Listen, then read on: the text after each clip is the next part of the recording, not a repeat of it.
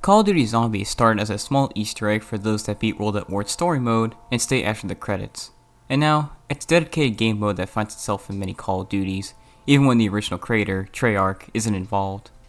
What was once a small fun game mode to mess around with alone or with friends, turned into huge complex maps that usually have an Easter egg attached to it that'll have players going around the map and completing all kinds of tasks in order to achieve said secret. One thing that stayed pretty consistent throughout all Treyarch Zombies was an Easter egg song that would activate after players found 3 of a special items scattered throughout the level, and the lyrics connect to the gameplay of the map it's a part of, and would become reflective of the story in later games as zombies got bigger and more ambitious. Just like the Zombies game mode, this trend started with Call of Duty World at War, and today, we'll be analyzing the lyrics of the Easter egg songs from this game's Zombies maps to uncover how clever they are and how they connect to the story/gameplay. Just 2 side notes. Number 1, I interpreted these lyrics on my own, then went to Genius.com to see if I missed anything that enhances the lyrics or connects to the zombie story, so these explanations are 95% my own. Secondly, this is just for fun. I understand some of the things I bring up may not be what Kevin Sherwood had in mind when he wrote the lyrics, so don't take what I say as a fact, but rather as a possible explanation and a way to discuss some clever lyrics. Anyways, without further ado, let's jump right into Verruckt's Lullaby of a Deadman. Lullaby of a Deadman wasn't the first, or even the second Easter egg song. That honor goes to WTF and Undone, which are both activated on Noctur on Toten, but it is the first tune to have lyrics, so we're starting here. Verruckt takes place in an asylum. After all, Verruckt means crazy in German, and it was the first map to introduce traps and the Perca-Colas we all come to love. The story for this map is 4 American Marines, one of which being Tank Dempsey, show up at a sanatorium in Berlin, Germany to get their spy Peter McCain out of there, only for the place to be overrun by the undead. The lyrics seem to revolve around the transition of a human becoming a zombie, with the words describing how they feel empty and have no thought. With all that being said, let's jump into the first verse of Lullaby of a Deadman. Life is still spinning, you're in my beginning, and everything I hope for has been strangely set aside. This part explains the start of becoming a zombie. The cycle of life is still spinning, and/or the transition is rather confusing. Everything the person had in mind for the rest of their life is no longer, as their ambitions are now replaced with the need to kill humans. The second verse perpetrates this idea, in that it mentions how they don't have an idea of what the future is, or what it holds.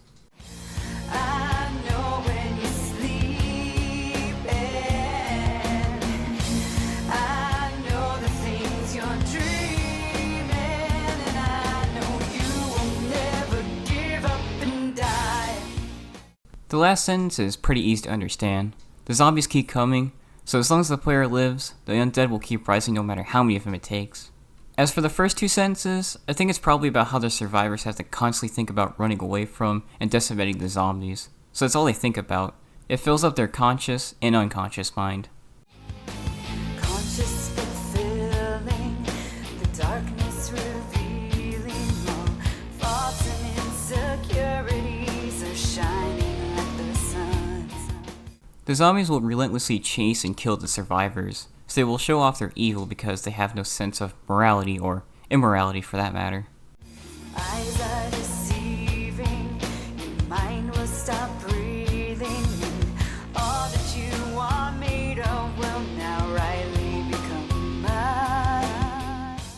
The survivors can't believe what they're seeing. The dead are coming back to life with the only ambition to take the flesh of the player, or rightfully take what's theirs.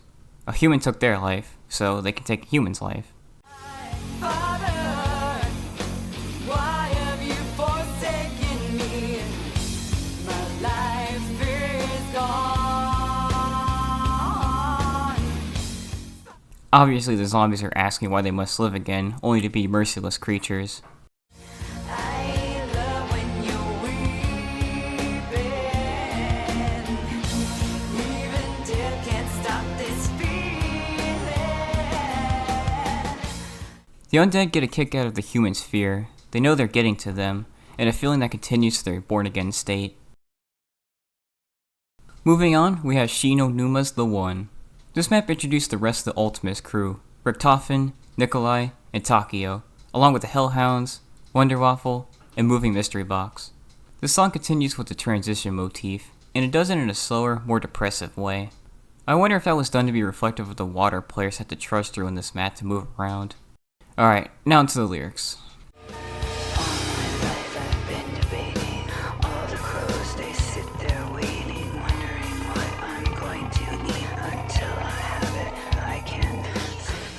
The zombies only think about consuming the flesh of others. It's how they live, so without it, they can't have peace of mind.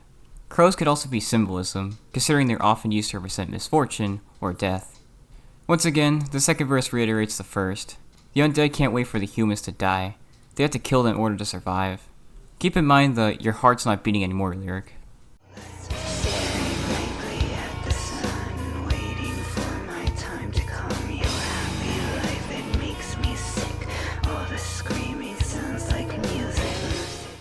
The zombies are mindless. They only have one ambition, and if they don't achieve it, they die, whether it be from starvation or from being killed. When the song says, "Your happy life makes me sick," obviously the Ultimates crew aren't living a life of quality, rather the zombies wish they were alive. Although, would that be so great if they had to constantly worry about being torn to shreds by monsters? Perhaps this jealousy fuels that anger.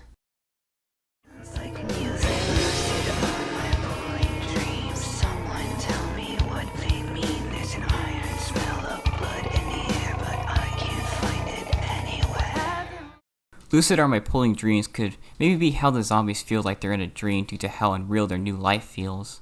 When Sherwood uses the word pulling, it's a reference to the water the characters have to trudge through in the map, but it could also be referencing to blood pooling, which is when blood builds up in the legs because it can't get to the heart, which is probably happening to the zombies considering they hardly have a working body.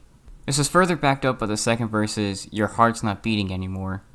Anyways, the transition motif can be seen in this verse as the zombies become more undead. They become more senseless and mindless, losing their ambitions. They also have to learn how to take down the humans, so at first, they may not know how to track them down.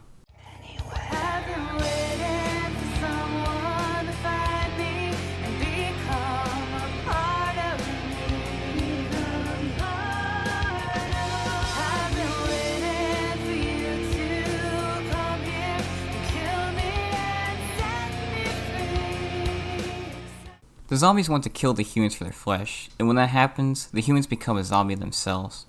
The chorus is also about how the zombies yearn for someone to kill them as they're so senseless, so it would end their meaningless life they had to suffer through.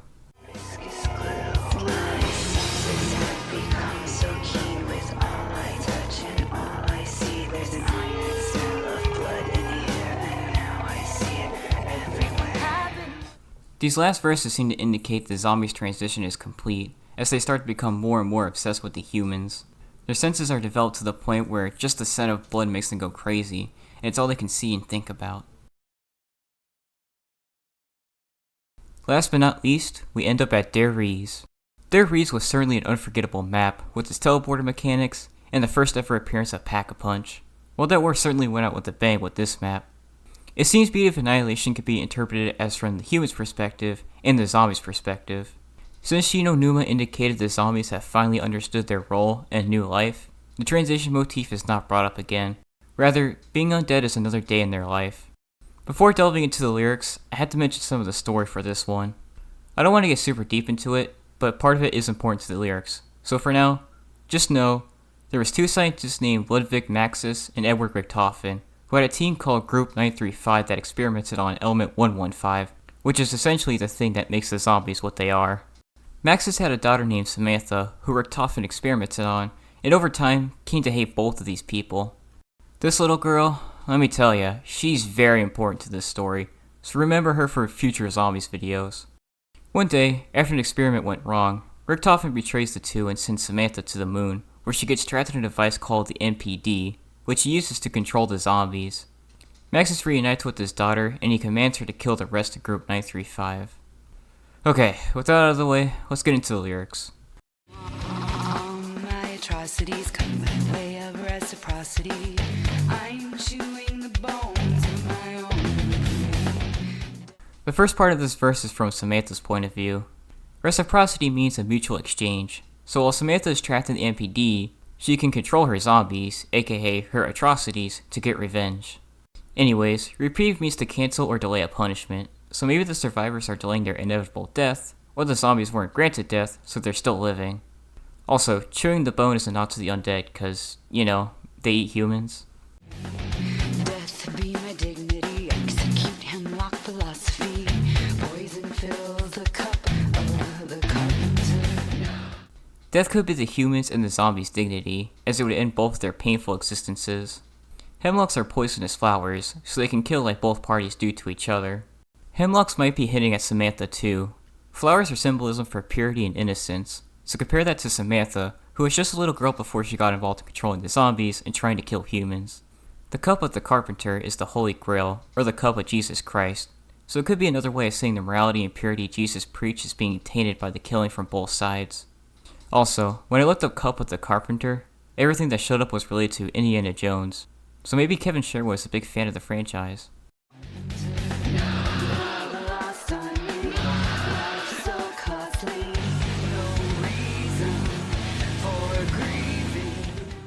Both parties have practically lost emotion, so it doesn't really matter how much they kill, it's all the same to them. The loss of either or does not need to be grieved. This could also be Samantha talking. Her hatred has consumed her, so she doesn't care that she's killing humans. It's all about getting back at those that worked against her and her father. I can see them everywhere. They're all around me. They're waiting for me. Descending on your relenting beauty of annihilation. This chorus seems to be from the perspective of the humans. After all, the zombies surround them, they don't stop coming, and the survivors have killed so much of the undead, they're desensitized to the whole thing. However, it could be from the point of view of the zombies too. All the zombies care about is killing the humans, so the thought of their downfall has filled their minds. It doesn't matter to them if they kill the humans, they just need to feed. Not to mention, the zombies feel some kind of joy whenever they harm the humans, evidenced by a lullaby of a Deadman's, I love it when you're weeping, even death can't stop this feeling. So this might be where the beauty of Annihilation is coming from. Remember how the zombies see the humans' blood everywhere they go, as mentioned in The One? Well, that's probably what the "they're all around me" lyric could be alluding to. Your curiosity feeding off my animosity, and your reason is treason. The zombies have no consciousness, thinking is forbidden, and discussion about morals is not a thing. The animosity part might be how the zombies envy the fact that humans are fully alive, evidence in The One's quote, "Your happy life, it makes me sick."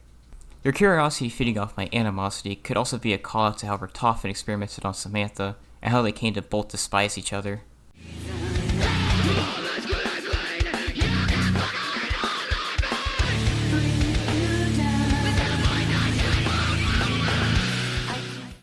The first two lines go back to the whole thing about how either party don't care that they kill the other, it's all about survival. The zombies feel invincible because they just keep coming, and the humans feel unstoppable because they keep mowing down their enemies. Impunity means being exempt from punishment, so no impunity is a double negative, meaning both sides are being punished for what they're doing or what they've done. This juxtaposes the first verse's thing about reprieve, or no punishment, but I think no impunity applies to the zombies and humans, and reprieve applies to Samantha. The zombies and humans are being punished, and Samantha feels like she won't be punished. Speaking of which, this verse could also be about Samantha's disregard for everything too. Since she controls the zombies and she feels invulnerable, she doesn't have to care for anything else but her own ambitions. Also, 7.92 is the type of ammo used in the STG-44, and since this gun was used by the Germans in World War II, it makes sense for this gun to be brought up because this map takes place in Germany during the 1940s.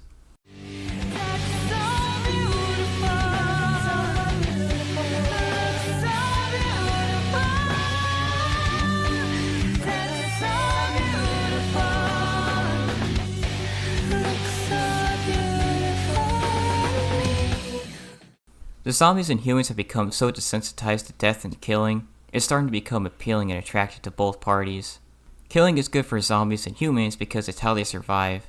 The undead feed on the other party's flesh, and the humans decimate the zombies so that they don't feed on their flesh.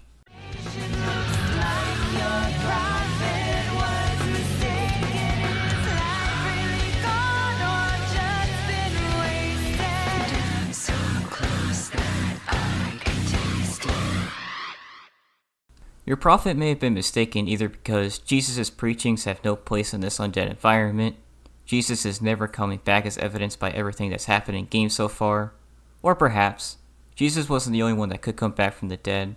As for the rest, the zombies are already dead, but they can still move and act. So is killing them a waste of life because of this? Or does it not matter because their mind isn't there, so are they really living? Doom So Close is referring to the near proximity between the zombies and humans, and also references how both parties' doom/death is near. The I can taste it part is a possible reference to how the zombies eat the humans and can literally taste them. And that's all of World at War's Easter egg songs and what they mean. I never realized how deep these lyrics could be interpreted until I actually sat down and thought about what each of them mean. It's actually really cool seeing how deep some of my favorite songs that I listen to often has so much meaning to them, and this is just the beginning. World at War only had so much story for its third game mode, so its songs were mostly about the zombies themselves, but as we get to the later games, we'll be discussing more than just the lyrics. I'll have to explain some of the story, because as the zombies lore got deeper, so did its lyrical content. Anyways, join me next time where we'll dive into Black Ops 1, and I will bring you all 115.